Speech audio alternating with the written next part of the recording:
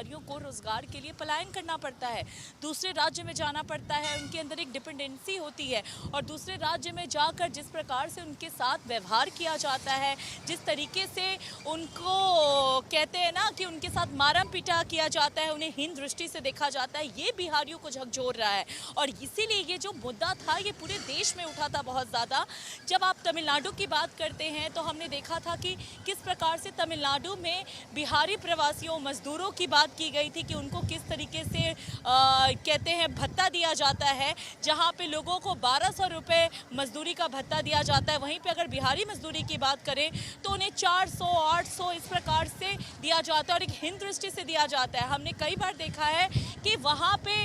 दूसरे राज्यों में बिहारियों को भाषा को भी लेकर के उनके साथ दुर्व्यवहार किया जाता है, जिसको लेकर के अब की युवा वर्ग जो है वो बहुत ज़्यादा भड़क गई और लगातार सरकार से ये सवाल करते हुए नजर आई कि अगर हमें हमारे राज्य में रोजगार दिया जाता तो हमारी ये दुर्गति नहीं होती, तो हमें रोजगार दो, हमें कुछ वादे नहीं चाहिए, हमें रोजगार चाहिए। तो ये युवा वर्ग की तरफ से लगातार मांगे की गई हैं, जिसपे सुशासन बाबू ने काम करना शुरू भी किया, ऐसा सुशासन बाबू का कहना है, नीतीश बाबू का कहना है। उन्होंने कहा कि अब हम उद्योग केंद्र बना रहे हैं बिहार को, बिहार में उद्योग खुलेंगे, 10 तरह के इंडस्ट्रियलाइजेशन खुलेंगे और मैं आपको दावा करता हूं, मैं आपको बताता हूं कि अब यहाँ के युवा वर्ग को कहीं पे भी बाहर नहीं जाना पड़ेगा। साथ ही मजदूरों के लिए स्पेशल वाली बातें कही गई कि स्पेशली उद्योग की अगर बातें की जाती है तो मजदूरों को केंद्र में रख करके उद्योग को ले जाएंगे, क्योंकि हमने देखा कि अक्सर एनडीए की तरफ से जो भी सत्ता पक्ष में मौजूद हैं वो रोजगार के मुद्दों को लेकर के यही कहते हुए नजर आए कि दूसरे राज्य के लोग जिस प्रकार से बिहेव करते हैं वो गलत है, लेकिन ये कहना पूरी तरीके से गलत है कि बिहारी दूसरे राज्य में जाके काम करते हैं, इसमें गलत क्या है।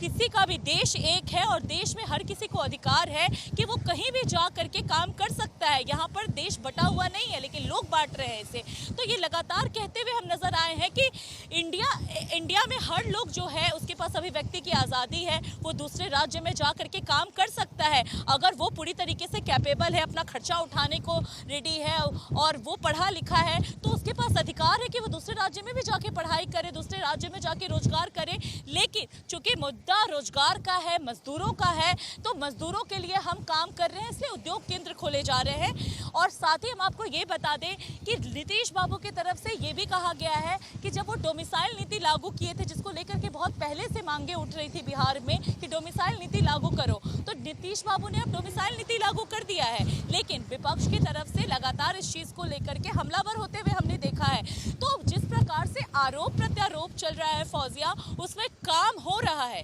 इसमें कोई दोराहे नहीं है। भले नकल का आरोप लगाया जाए या फिर ये कहा जाए कि उनके पास अपना कोई विजन नहीं है, लेकिन काम हो रहे हैं और जनता के हित में हो रहे हैं। अब हम अगर बात करें यहाँ पर महिला वर्ग की, तो महिला वर्ग जो है वो शुरू से ही यहाँ पर नीतीश बाबू के साथ जाते हुए दिखती हैं, क्योंकि वो महिला वर्ग को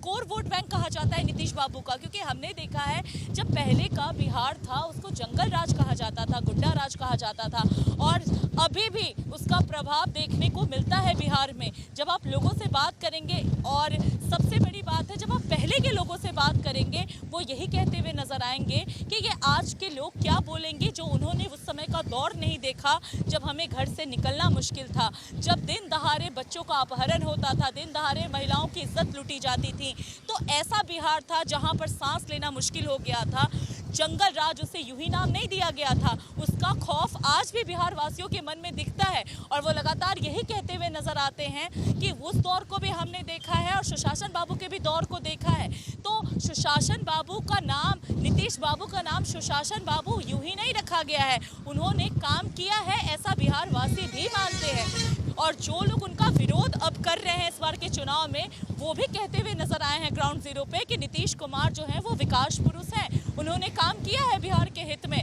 हर एक क्षेत्र को लेकर किया है, हर एक मुद्दे को लेकर किया है। चूंकि समय अब जो है वो बदलाव की मांग कर रहा है, इसीलिए हम चाहते हैं कि बिहार में बदलाव हो और नीतीश बाबू की भी अब उम्र हो गई, ऐसा लोग की तरफ से कहते हुए हमने सुना। लेकिन वहीं कुछ लोग ऐसे भी हैं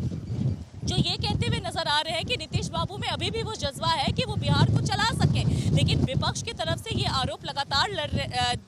उठते हुए दिख रहे हैं कि नीतीश बाबू अब जो है वो केंद्र की राजनीति कर रहे हैं। अब उनको बिहार से कोई मतलब नहीं रह गया है। अब चूंकि बिहार में जो एक प्रचलित चेहरा है वो नीतीश कुमार है, बीजेपी की तरफ से भी हमें कोई एक मजबूत और स्ट्रॉन्ग कैंडिडेट नहीं दिख रहा है सामने में, जिसके आधार पे वो बिहार की धरती में राजनीति कर सके। नीतीश बाबू के चेहरे पे ही राजनीति हो रही है एनडीए की तरफ से, और यही कारण है कि विपक्ष जो है इस मुद्दे को लगातार उठा रहा है। हमने देखा कि जेडीयू कार्यालय के बाहर जो है नीतीश कुमार के बेटे निशांत का पोस्टर लगा हुआ मिला, लेकिन लोगों सवाल ये उठा रहे हैं क्या वाकई निशांत के अंदर वो काबिलियत है नीतीश कुमार जैसा कि वो बिहार राज्य को चला सके। तो ये सवाल उठते हुए नजर आ रहे हैं, और उनके कार्यकर्ताओं से भी पूछा जा रहा है, जेडीयू के कार्यकर्ताओं से, कि उनकी भागीदारी क्या है निशांत को लेकर के। तो वो लोग उस पर सहमति जरूर जता रहे हैं, लेकिन जनता जो है वो अभी भी बिहार में एक जो फेस है वो नीतीश बाबू के चेहरे पर ही वोट अपना थप्पा लगाने को तैयार है। तो विपक्ष जो है एक नीतीश बाबू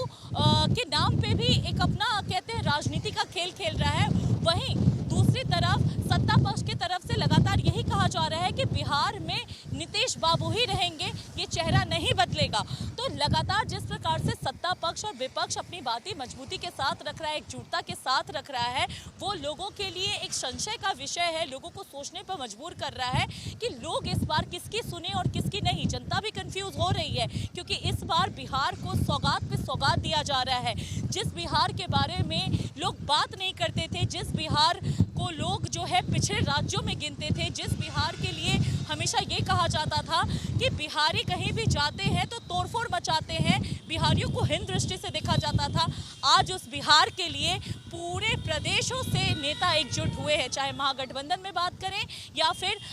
एनडीए में बात करें। लेकिन इसमें कोई दो राय नहीं है कि आज सभी एकजुट होकर के बिहार के हित की बात कर रहे हैं और हर एक उस मुद्दे को उठा रहे हैं जो बिहार की जनता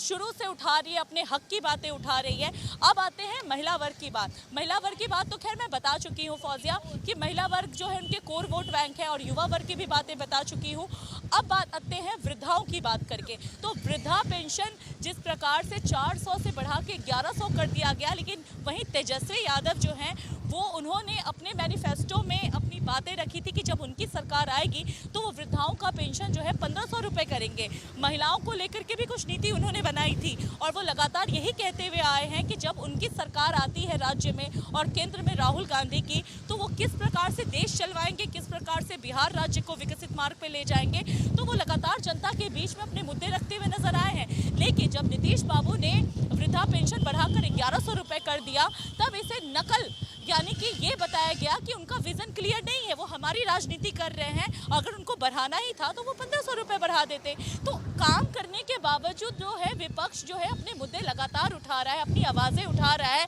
लेकिन इसमें एक बात है कि जनता के लिए इधर से हो, सत्ता पक्ष की तरफ से हो या विपक्ष की तरफ से हो, काम किए भी जा रहे हैं, काम के वादे भी किए जा रहे हैं, और साथ ही ये भी यकीन दिलाया जा रहा है कि आने वाले समय में जो बिहारियों को लेकर के जिस तरह का व्यवहार किया जाता था उसको लेकर के अब सभी एकजुट हैं और बिहारियों के साथ अब कुछ गलत नहीं होगा। तो लगातार ये संदेश जो है दोनों पक्षों की तरफ से दिया जा रहा है बिहार वासियों को, और साथ ही उन्हें कन्विंस करने की भी कोशिश की जा रही है, ये बताने की कोशिश की जा रही है कि उनकी सरकार यानी कि सत्ता पक्ष अगर फिर से वापस आता है तो जो काम बच गए हैं उस पर फोकस किया जाएगा, और विपक्ष की तरफ से ये कहा जा रहा है कि वो नए तरीके से बिहार को विकसित मार्ग पे ले जाएंगे। तो ये आरोप प्रत्यारोप का सिलसिला चल रहा है और चलता रहेगा, लेकिन इसका जो फैसला होगा वो अब चुनाव के बाद होगा। हम सभी जानते हैं फौजिया कि बिहार में विधानसभा चुनाव है जिसकी तैयारियां बहुत जोरों शोरों से चल रही हैं, और बिहार की राजनीति इस कदर गरमाई हुई है कि हर तरफ लोग जो है अपने वादे गिना रहे हैं, लोगों के मुद्दे उठा रहे हैं, साथ ही वो यात्रा राहुल गांधी यात्रा के माध्यम से लोगों को वोट के लिए जागरूक भी कर रहे हैं, और लगातार ये भी बता रहे हैं कि किस तरीके की राजनीति हो रही है। तो ये जो एक सिनेरियो बन रहा है, ये जो नैरेटिव पेश